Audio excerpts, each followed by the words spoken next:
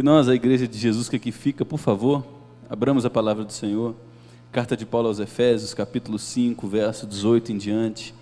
Peço aos irmãos que, por favor, abram esta que é a palavra do Senhor. Na carta de Paulo aos Efésios, capítulo 5, verso 18 em diante.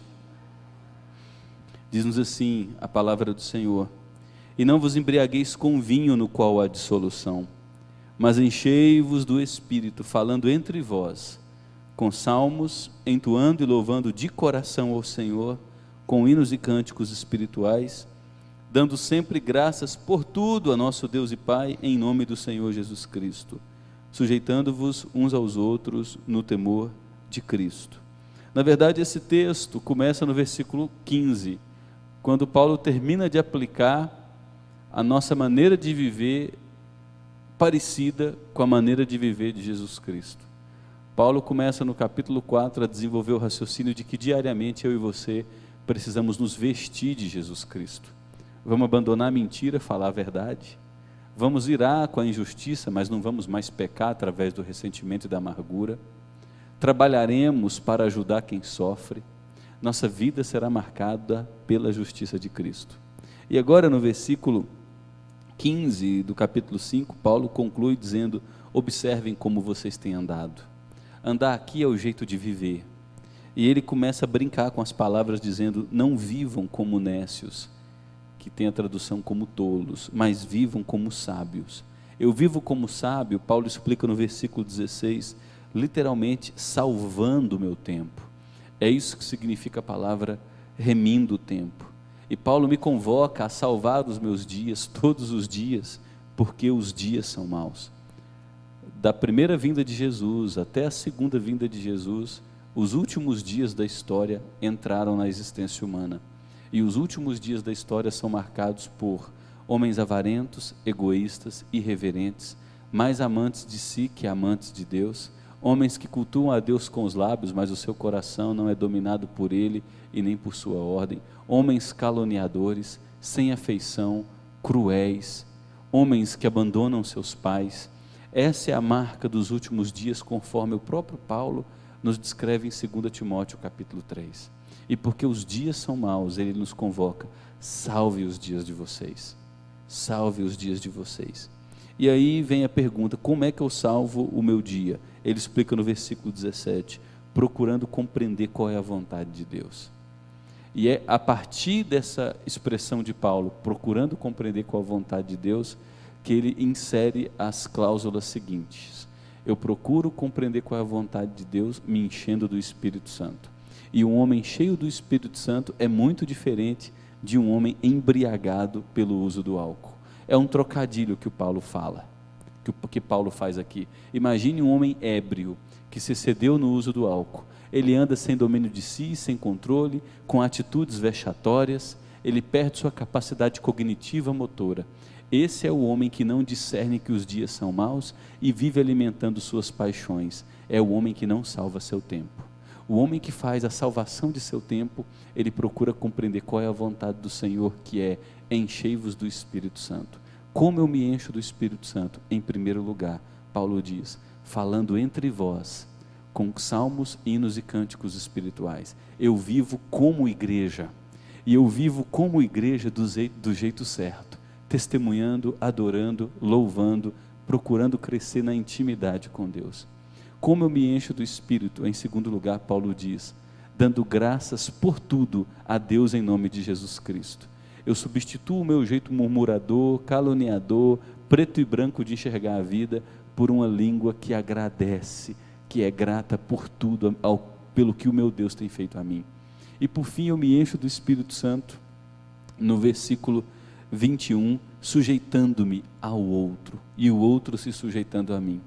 E veja que no verso 22, é como se Paulo, no verso 21, colocasse 2 pontos: enchei-vos do Espírito, sujeitando-vos uns aos outros. 2 pontos. Você se sujeita um ao outro, a mulher servindo ao seu marido. Você se sujeita um ao outro, versículo 25, o marido amando sua esposa. Você se sujeita um ao outro, capítulo 6, os filhos honrando seus pais. Você se sujeita um ao outro, 2 pontos. Os pais disciplinando e educando seus filhos no temor do Senhor. Você se sujeita um ao outro, 2 pontos, no capítulo 6. Os empregados sendo honestos em seus trabalhos, trabalhando ali como se estivesse trabalhando para o Senhor. E vocês se sujeitam uns aos outros, 2 pontos. Os empresários tratando seus funcionários com dignidade, respeito e decência, porque são seus irmãos de fé. Não são simples funcionários, eles têm dignidade real correndo em sua veia, são criados à imagem e semelhança de Deus. Então você pergunta, pastor, o que tem a ver vida familiar com o Espírito Santo? Tudo a ver.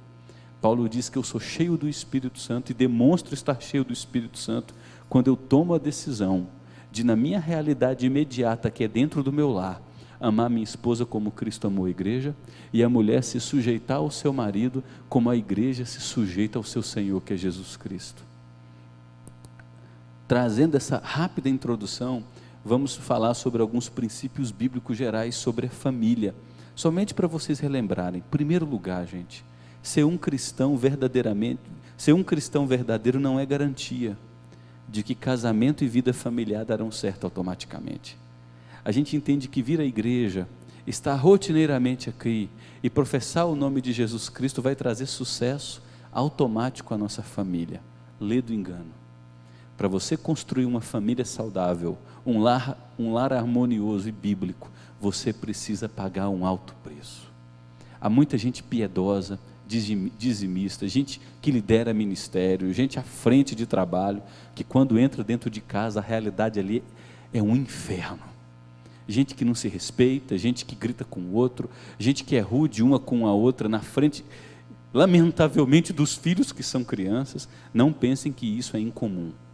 Há muitos cristãos que são vazios do Espírito, que frequentam igrejas, têm sorrisos lindos, vestem-se muitíssimamente bem, cuja vida familiar é miserável. E a vida familiar miserável é o primeiro atestado de que estão vazios do Espírito Santo. É por isso que Paulo diz, enchei-vos do Espírito. Como? Sujeitando-vos uns aos outros. A sujeição um ao outro se dá num contexto imediato da relação entre marido e mulher.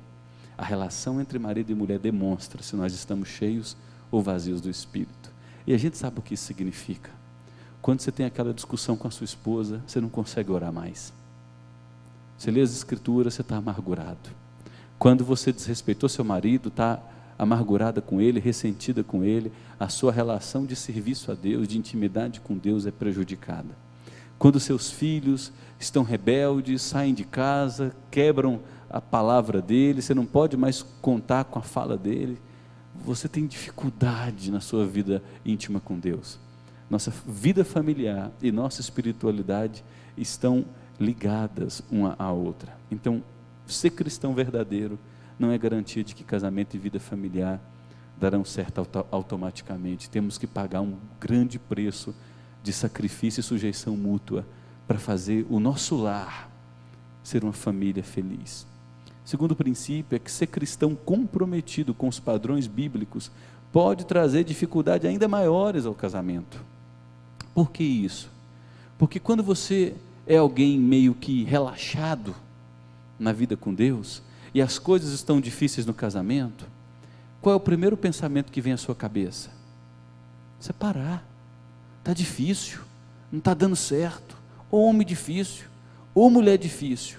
Agora, quando você é comprometido com os padrões bíblicos, ser casado se torna muito mais difícil, porque vem as tempestades, vem as dificuldades, o adultério pode até aparecer, e você sabe que vai ter que pagar um alto preço, para fazer a manutenção da sua família, trazer alegria ao seu lar de novo.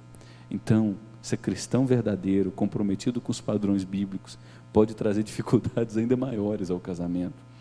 Terceiro princípio é que casamento e criação de filhos não são assuntos à parte de nossa fé. A gente entende que a Bíblia fala sobre nossa salvação e diz pouco a respeito de casamento e criação de filhos. Então a gente assiste Super Nanny, como é que a gente vai adestrar os nossos menininhos, moldar o comportamento? Está difícil, vamos procurar uma psicóloga para ajudar. E é importante nós sabermos que a Bíblia fala a respeito de tudo o que a família precisa saber para construir um lar de verdade. Quarto e último princípio é que o conceito bíblico de casamento é único e diferente de todos os demais. A nossa cultura trata o casamento como um arranjo social para satisfazer os desejos sexuais do homem e os desejos sexuais da mulher. Satisfeitos esses desejos sexuais, você está enfrentando conflito demais? Pode seguir sua vida, procurar uma outra parceira que vai te trazer mais felicidade. Esse é o conceito da nossa cultura. O conceito de família das Escrituras é que casamento é uma união indissolúvel de duas pessoas diferentes, que vão se unir para o resto da vida, para através de sua relação amorosa, glorificarem a Deus. Casamento é uma dádiva de Deus, foi criado por Deus e une duas pessoas completamente diferentes, que agora vão se esforçar, até sangrar, para dar certo, para que o nome de Deus seja glorificado. Porque um casamento fracassado ou miserável é um péssimo testemunho para o nome de Jesus. Esse é o conceito bíblico de casamento. Então ele é único e diferente de todos os conceitos da nossa cultura. E esse texto nos fala do contexto da família vivendo sob a influência do Espírito Santo. O relacionamento familiar, ele deve acontecer no contexto de vidas cheias do Espírito Santo.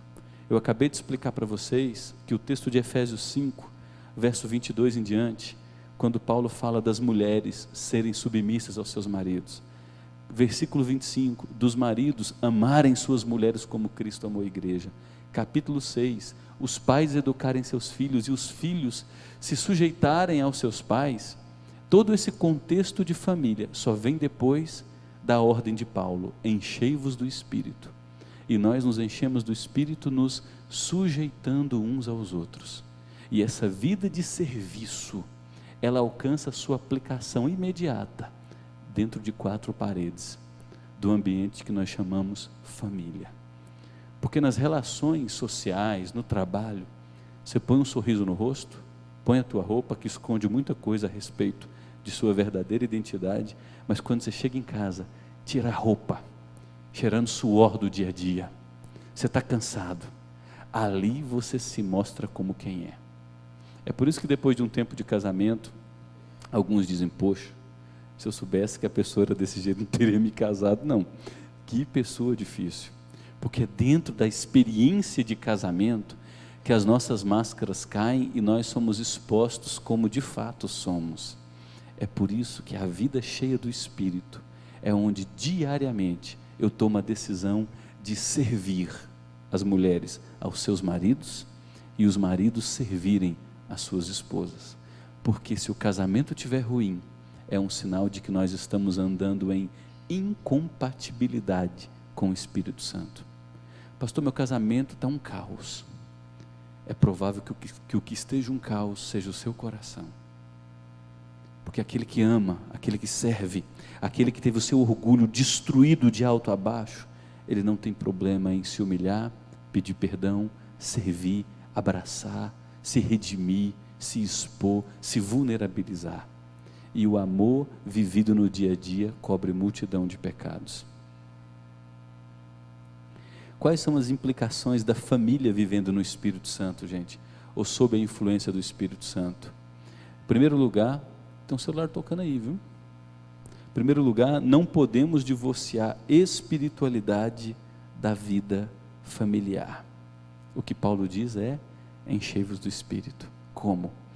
Mulheres sujeitando-se aos seus maridos, maridos amando suas esposas. E aí vem a pergunta: qual é a raiz dos problemas em toda e qualquer família? Olha o que o Tiago diz: de onde procedem as guerras e contendas que há entre vós?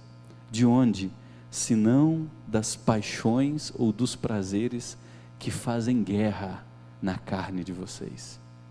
De onde que vem a gritaria? De onde que vem a discórdia? De onde que vem o egoísmo? De onde que vem o adultério? De onde que vem o assassinato das relações?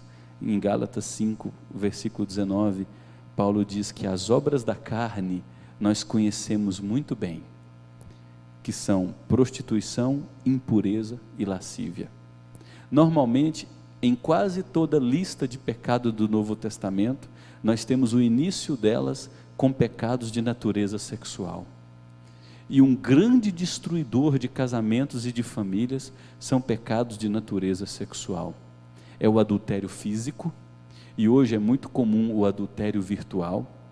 Homens e também mulheres dependentes da pornografia virtual, de salas de bate-papo com identidade falsa, porque eu acho que o meu marido não me trata com carinho devido, eu acho o meu marido indiferente, então eu crio uma personagem de mim mesma ou de mim mesmo, e eu começo a conhecer outras pessoas e a fazer viagens românticas para preencher necessidades da minha psique, da minha alma. Pecados de prostituição, impureza e lascívia são todos conhecidos por nós e são chamados nas Escrituras de as obras da carne. São os resquícios do velho Adão que ainda correm em nossa veia. Mas Paulo diz que não são apenas isso. Ele diz que há também inimizades, porfias. Porfia é aquela relação de contenda o tempo todo, ciúmes, iras, discórdias, dissensões, facções. Olha só as expressões de Paulo: ira, a gritaria, o ressentimento, o olhar acusador, julgador, o tempo todo. De onde vem isso? Do velho Adão predominante dentro de mim. E aí a nossa cultura também tem o hábito de começar a rotular aquilo que a Bíblia chama de pecados como doença. Fulano não é pecado, é trauma da infância, porque papai me criou assim, mamãe me criou assim, então eu sou bipolar, eu tenho déficit disso, tenho transtorno daquilo, tenho isso. A Bíblia chama de pecado. Ira, discórdia, gritaria, dissensão, adultério, prostituição, são obras da carne. Feitiçaria. Ela segue adiante: bebedices, que é o alcoolismo, glutonarias e coisas semelhantes a estas, a respeito das quais eu vos declaro, como já outrora vos preveni, que não herdarão o reino de Deus os que tais coisas praticam. Olha o que Jesus agora diz, não é mais dos lábios de Paulo. O que sai da boca do homem, ofensa, gritaria, xingamento, discórdia, acusação, vem do coração, e é isso que contamina o homem. E Jesus explica: porque do coração é que vêm os maus desígnios, os projetos destrutivos, homicídios, é o assassinato das relações, novamente adultério, prostituição, furtos, falsos testemunhos e blasfêmias. Falso testemunho você pode enquadrar na categoria do ciúme aqui. O tempo todo você atribui à pessoa algo que ela não fez. Blasfêmia, o tempo todo você macula a imagem do seu marido para os seus filhos, você macula a imagem da sua mulher para os seus filhos, você está blasfemando, falando mal do nome e da reputação de alguém. Isso é blasfêmia. De onde que vem tudo isso?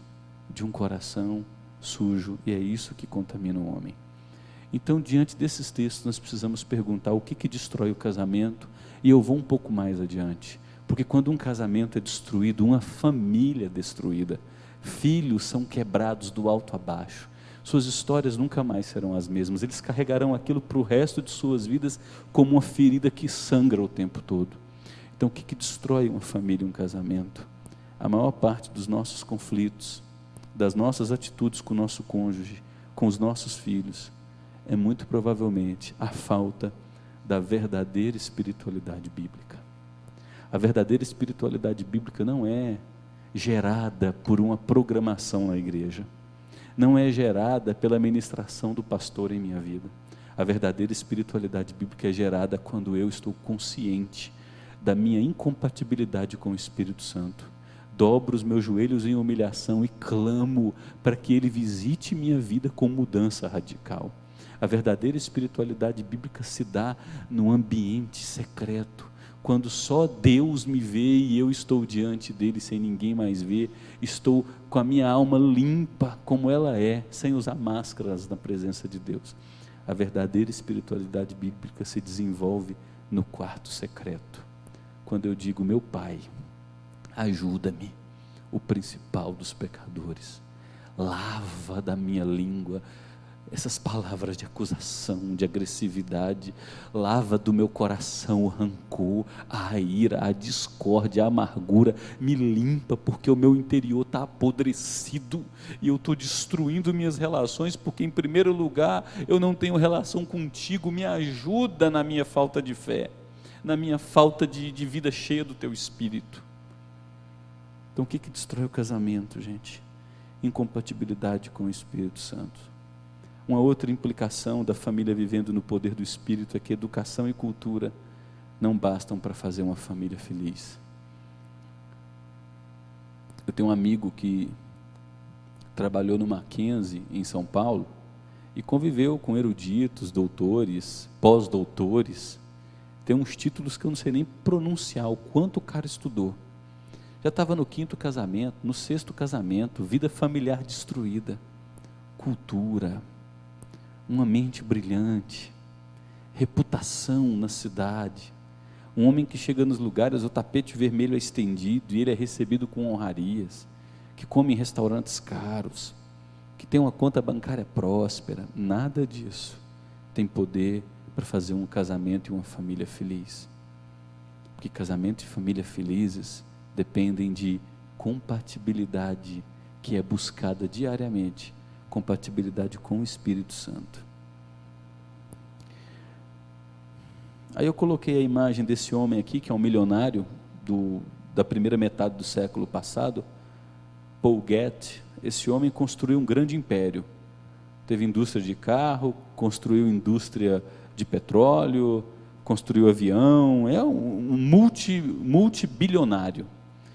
E ele faz a seguinte pergunta: como e por que foi possível para mim construir meu próprio automóvel, perfurar poços de petróleo, construir uma fábrica de aviões, erigir e liderar um império financeiro, mas não fui capaz de ao menos manter uma relação marital satisfatória? Tendo que teve, já havia passado por 5 casamentos, e ele pergunta: eu não entendo, eu consegui perseverar em tudo na minha vida, fazer tudo crescer, mas eu não consegui preservar um casamento sequer. O que há de errado comigo? Uma outra implicação da família vivendo no Espírito Santo é que não devemos depender de nossas próprias forças. Nossa criatividade não sustenta casamento. Nossas estratégias não sustentam e não conseguem edificar uma família. Aqui nós temos um escritor inglês chamado Oscar Wilde, escreveu muita coisa. E em um de seus contos ele relata um homem na cadeia, e esse homem havia assassinado a única amada de sua alma, sua esposa. E na cadeia, aguardando a condenação, ele batia a cabeça contra a parede. E aí Oscar Wilde escreve nesse livro: cada homem mata aquilo que ama. Que todos ouçam isso. Alguns o fazem com um olhar amargo, outros com palavras bajuladoras. O covarde mata com um beijo e o bravo mata com a espada. Cada homem, cada mulher tem o poder de matar aquilo que mais ama. Porque quando nos casamos fazendo juras de amor. Serei fiel para todo sempre, vou cuidar de você, vou te amparar. Mas ao longo do dia a dia vão surgindo aquilo que a gente chama de incompatibilidade, de gênios, e a gente começa a ofender, começa a julgar, começa a ter um olhar crítico acentuado. O olhar crítico acentuado começa a ser aplicado em palavras duras, e as palavras duras começam com palavras duras fracas, depois se tornam palavras duras intensas se tornam gritos se tornam ofensas verbais, através de xingamentos grosseiros, inomináveis a cada um de nós. Essas palavras rudes, agressivas, com xingamentos vulgares, dão lugar a agressões físicas, é um empurrão, é um aperto aqui, é uma ofensa ali. Cada um de nós sabe como matar o outro, e lamentavelmente, se não nos arrependermos e não buscarmos compatibilidade com o Espírito Santo, acabaremos assassinando aquela pessoa a quem nós mais amamos. Espiritualidade e felicidade no lar. A vida no Espírito é o estilo de vida adequado ao casamento. E é isso que Paulo nos fala em Gálatas 5, versos 22 e 23. Depois de Paulo dizer que nós conhecemos muito bem quais são as obras da carne, adultério, facção, ira, gritaria, ele agora vai dizer: mas o fruto do Espírito. Fruto do Espírito aqui significa aqueles que constroem suas vidas sobre os alicerces do Espírito Santo, aqueles que diariamente se enchem do Espírito Santo, manifestam isso em suas relações. 2 pontos. Amor. O amor aqui é HP. É a mesma palavra que é usada para se referir ao sacrifício de Jesus por nós na cruz. No grego você tem várias palavras que podem ser traduzidas por amor. Filéo, essa relação de amizade, de amigos que se gostam. Eros, não aparece na Bíblia, é o amor sexual. Muitos entendem que casamento deve ser construído sobre o amor sexual. Tem até uma música sertaneja famosa que diz: entre tapas e beijos, né? É na cama que a gente resolve o problema. Então alguns entendem que casamento é construído sobre o amor eros. Depois do sexo, toda a briga foi esquecida, toda contenda é apagada e vamos seguir de novo. Mas a Bíblia diz que casamento e família são construídos sobre o amor ágape. É a minha decisão voluntária de todos os dias me dedicar ao outro, servir ao outro, sujeitando-vos uns aos outros. E quando diariamente eu tomo a decisão de me dedicar, de servir, eu vou me enchendo do Espírito Santo. E os meus sentimentos que oscilam, um dia eu amo muito, mas no outro dia a pessoa levantou difícil, eu já a amo menos. Eu estou doente hoje, amanheci com febre de 39 graus, o meu amor por aquela pessoa está lá embaixo, o sentimento flutua, altos e baixos, mas o HP, a dedicação pelo outro, o sacrifício pelo outro, preserva o meu compromisso, minha família, meu amor. Isso é manifestação do Espírito Santo. Como é que você explica 2 pessoas completamente diferentes, que fizeram votos, juras de amor, conseguirem manter um casamento de 35, 40, 50 anos, até o fim, a não ser se não for a influência do Espírito Santo que a sustenta num compromisso para a vida toda. Paulo diz que a outra manifestação do Espírito Santo é a alegria. Construir um lar sobre um ambiente leve. É o Espírito Santo que gera isso. Acusações, reclama porque tem chinelo fora do lugar, grita porque o outro não fez tal coisa que você pediu para fazer. O ambiente vai se tornando tóxico. Acusações: você fez isso, eu agi assim por causa de você, que lembra disso, daquilo outro. Gente, que vai tornando o ambiente da casa uma cortina de fumaças, um ambiente pesado para se estar. Tem gente que diz: pastor, eu gosto muito mais de estar no meu trabalho que estar em casa. Para mim a hora mais triste do dia é quando eu preciso voltar para casa. Incompatibilidade com o Espírito Santo, gente. Porque o Espírito Santo, quando está em mim, me torna alguém mais leve, de fácil convivência, alegria,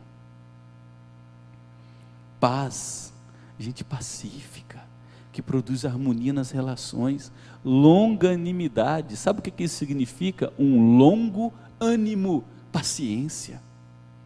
Qualquer coisinha perde o controle, e ofende, e acusa, e grita, esperneia, e dá chilique, e faz o bico, e fica na caverna, e é 2, 3 dias, e na hora de dormir não olha um para o outro, qualquer coisinha, aí passa 2, 3 dias, nem lembra mais, por que está daquele jeito? Mas o orgulho é tão miserável no coração, que faz a manutenção daquela rotina de destruição. Incompatibilidade com o Espírito. O Espírito Santo gera um ânimo longo, gera benignidade e bondade. Benignidade e bondade são atitudes em direção ao outro. A mulher está doente, eu vou pegar os meninos, vou levar na escola. A mulher está doente, eu vou buscar os meninos. A mulher está doente, eu vou providenciar o almoço para ela, vou lavar as louças, vou tomar conta das dinâmicas da casa. Meu marido está doente, eu vou ser suporte, eu vou ajudá-lo, eu vou ser apoio, vou ter paciência, eu vou cuidar dele, porque eu sei que um homem gripado parece que é uma mulher que está dando à luz, né? O homem amplifica tudo, sabe? Benignidade, bondade, gestos de cuidado, fruto do Espírito Santo. Fidelidade, gente.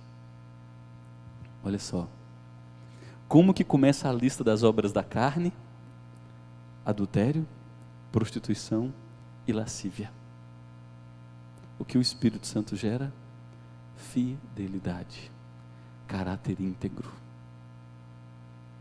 Eu estou cheio do Espírito Santo, estou no meu carro, passo uma mulher muito bonita, vestida de maneira atraente o suficiente para querer atingir minha atenção e me levar a pecar, mas eu estou cheio do Espírito. Opa, eu tenho um pacto com Deus. Nessa hora você não se lembra nem da sua mulher, você se lembra, eu tenho um pacto com Deus. Eu lembro que no início do casamento nós fomos para Séries e a Raquel tinha ciúme, e eu preciso aconselhar muitas mulheres, e um dia eu precisei chegar e falar: meu bem, é o seguinte, quem sustenta o nosso casamento? Você precisa confiar, não é em mim, é confiar em Deus, porque você não vai me segurar, e eu sou sustentado todos os dias pelo meu temor a Deus. Antes de eu ter me casado com você, eu me casei com Deus, eu assumi um compromisso com Deus, de ser fiel a você, de te amar, de te honrar. É esse meu compromisso com Deus que me enche de temor e tremor, para lutar todos os dias, para ser um marido de confiança. Graças a Deus essa fala surtiu um efeito muito grande na alma dela, e isso foi arrancado do coração dela da noite para o dia, qualquer ciúme, e nós nunca mais tivemos problemas. E é verdade, a marca de alguém cheio do Espírito é fidelidade. Fidelidade. E não para por aí.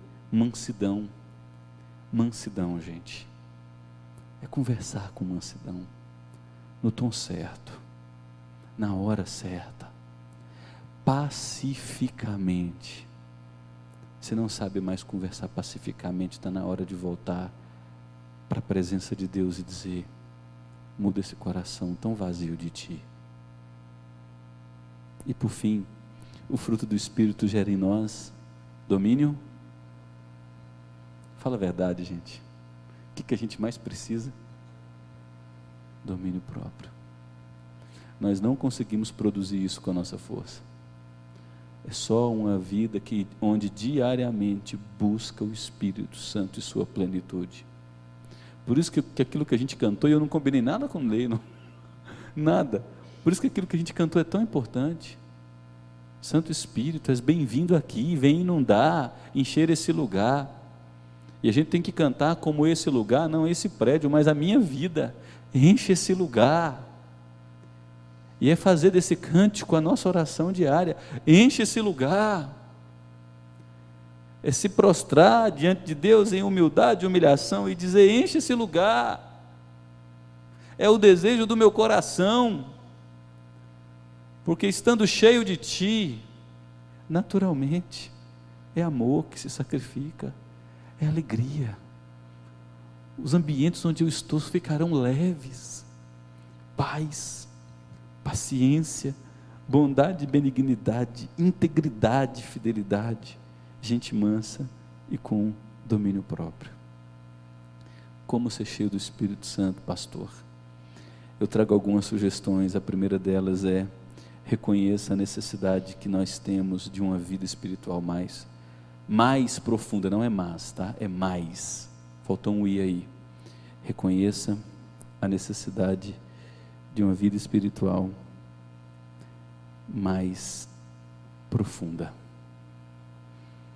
Jesus, em João 7, versos 37 e 38, ele se levanta e diz: se alguém tem sede, venha a mim e beba. E olha o que ele promete: quem crê em mim, como diz a palavra, rios de água viva fluirão do seu interior. Olha como Jesus compara a influência do Espírito Santo em nossas vidas. É a água descendo do alto da montanha, procurando os lugares mais baixos. É gente que se humilha, é gente que reconhece que precisa. Deus não habita em corações altivos, mas em gente que se humilha, porque dos humildes é o reino dos céus. Bem-aventurados os humildes de espírito, porque deles é o reino dos céus. Então reconheça a sua necessidade de uma vida espiritual mais profunda. Ore diariamente pela plenitude do Espírito Santo. Ore. Pastor, como é que é isso? A gente está se tornando uma igreja pentecostal? Não é isso. A salvação nas Escrituras acontece em 3 tempos verbais: passado, presente e futuro. Quando Cristo morre na cruz e oferece um sacrifício perfeito, e eu criei nessa obra em meu lugar, eu experimentei a conversão no tempo passado. Eu me converti, reconheci Cristo como meu Senhor e Salvador. Mas a conversão nas Escrituras também tem um segundo tempo que é presente, que a gente chama de santificação.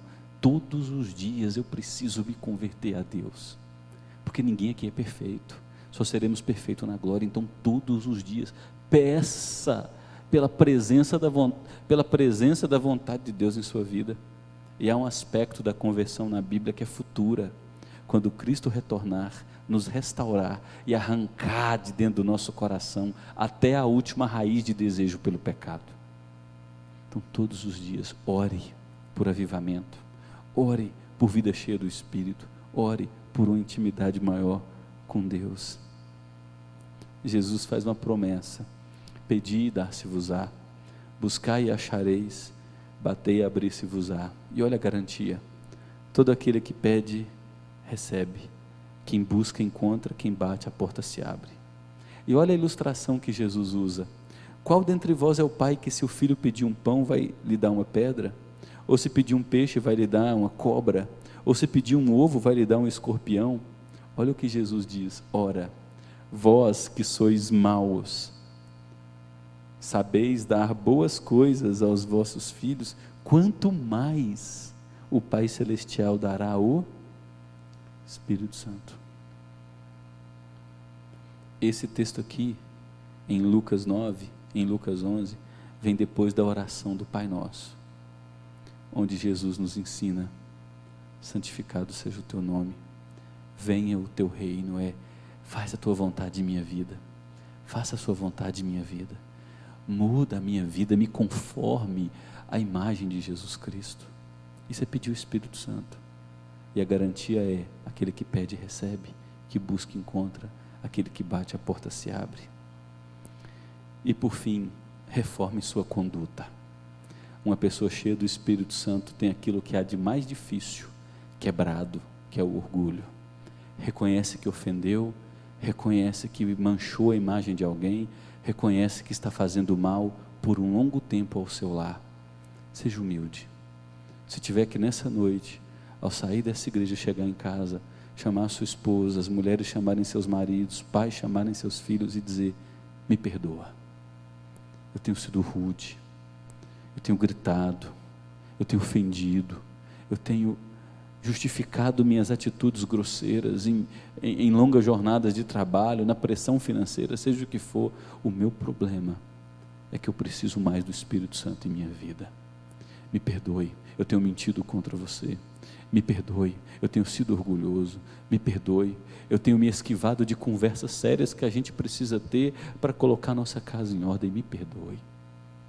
Coloque em ordem a sua casa, ponha ordem no seu lar. Essa semana, eu estudando Lucas, na minha devocional, eu cheguei no episódio de Zaqueu. Que coisa linda!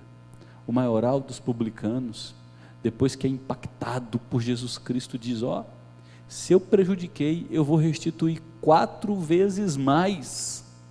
Há uma necessidade de colocar em ordem as lambanças que fez. Eu vou dar metade dos meus bens aos pobres.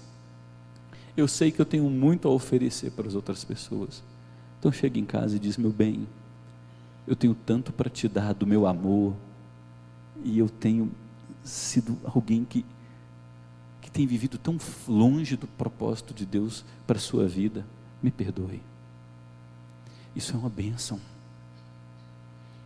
Você pode fazer o ritual do lava-pés em casa? Pode.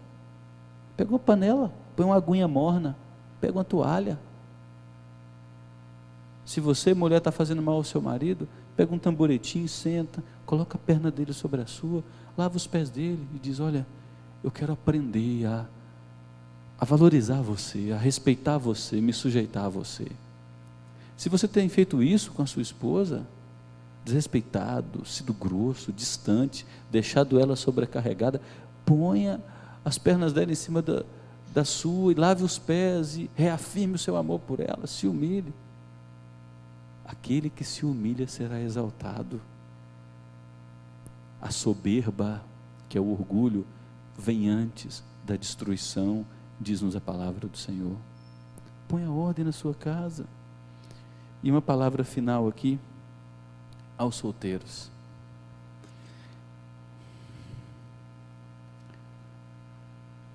Qual é o tipo de homem que você, menina, tem idealizado para ser seu marido?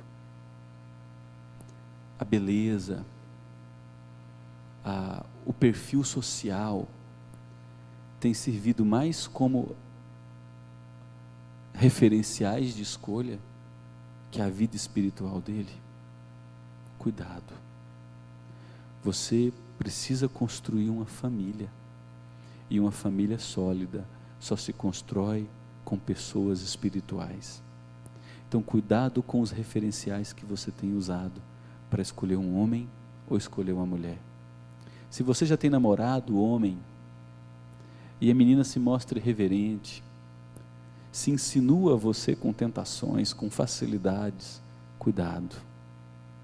Porque meninas cheias do Espírito santificam seu corpo, santificam sua conduta.